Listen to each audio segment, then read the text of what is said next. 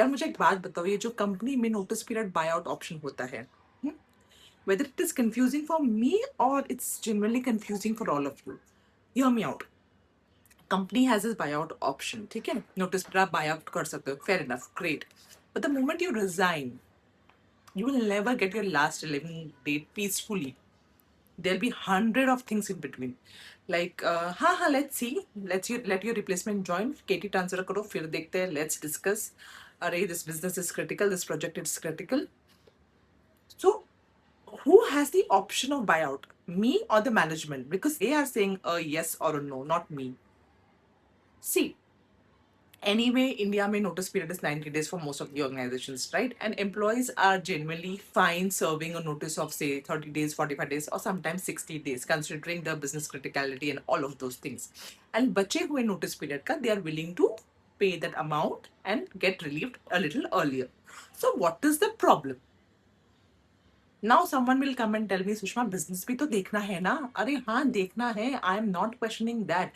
But what I'm trying to ask you is that business or whatever the project the employee was handling was so critical. Why are we waking up now? Why was there a backup or a succession planning done if it was that critical? Why we suddenly have that realization after the employee resigns? Okay, and second, why do we have to wait for the replacement to join? Why can't the knowledge transfer happen to someone else in the team? Forget about the resignation. Okay, I will give a. I mean, let's talk about some other incident. What if, God forbid, something happens to an employee, maybe an accident, or where he or she has to go for a family emergency, where they are not available for say 30 or 45 days, a sabbatical or whatever. How would they plan? They will figure out things. They will see.